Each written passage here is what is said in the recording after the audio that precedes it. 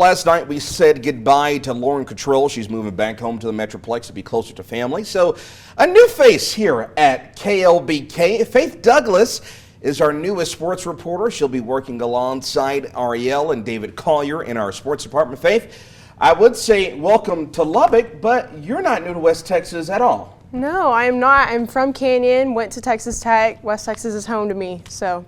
Well, we're so glad to have you here at KLBK, and good luck as you get started. Okay, so let's talk some Big 12 basketball play, which tips off tomorrow, right? Yes, men's and women's basketball hoops will start tomorrow, and there's a lot of hoops going on right now.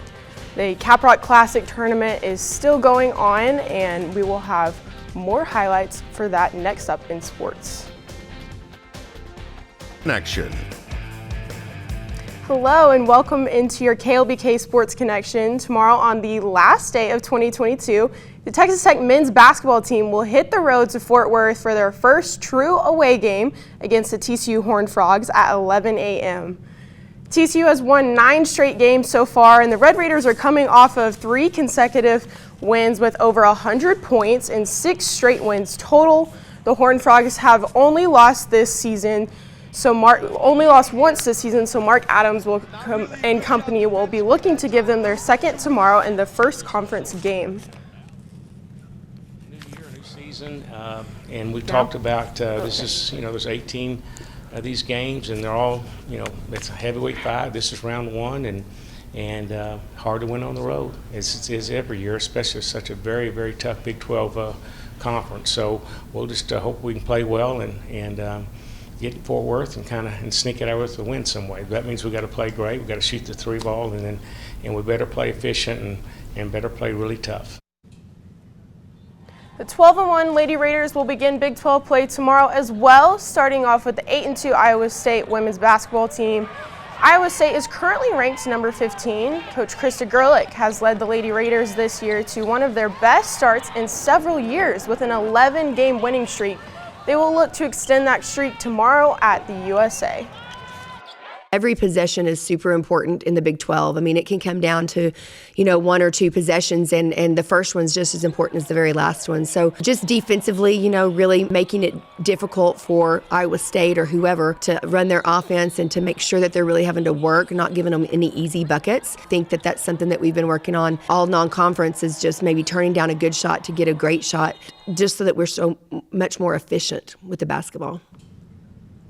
Future Lady Raider Kelly Mora in Monterey continuing to play in the Caprock Classic against Parish Episcopal this morning. Aaliyah Chavez with the hot start for the Lady Plainsmen. She stops and pops a 3.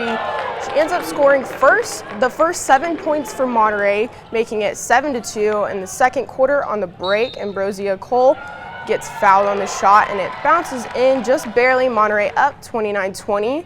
Later in the second, Mora from distance. She nails this 3 and Monterey wins 80-45. The Lady Plainsmen game just tipped off against Coronado in the semifinals at Friendship. Moving on, small school girls, Abernathy facing off with Dalhart here. In the first quarter, Riley White drives in just outside the paint, and she will lay it up to give the Lady Lips an early 5-point lead. Late in the first, Dalhart finds Clara Bender right here inside, and she finishes it off the glass for 2. Abernathy up by 2. Dalhart ends the half on an 8-0 run, and they go on to win 52-39.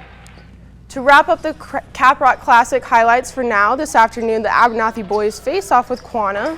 Early in the first quarter, this first play here, Cash Garcia goes up in the paint, body to body, misses, gets his own rebound, puts it back up, and gets the and one to tie it up at 12. On the other end of the court, Brendan Thomas sinks the 3, and Quanah will trail by 1, 16-15. Then just before half, Marcus Stone kicks it to Caleb Harrell, and he makes the close jumper.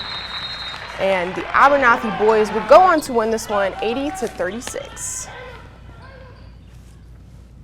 You had something else to add as well, well, right? For some more good Texas Tech football news, as if the bowl game wasn't enough, punter Austin McNamara announced that he will be returning next year for the 2023 season. That is some great news. Yes. Thank you for that, Faith. Before we go, Faith here is giving you the highlights, especially from the Caprock Classic. You see that face right there? That's actually Faith playing basketball for Canyon. So while she is our new sports reporter, she knows what she's talking about there.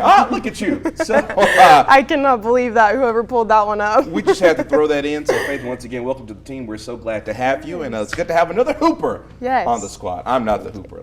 It's not me, but thanks so much. Yes, So to come here at 6, those of you that got caught up in that flight fiasco,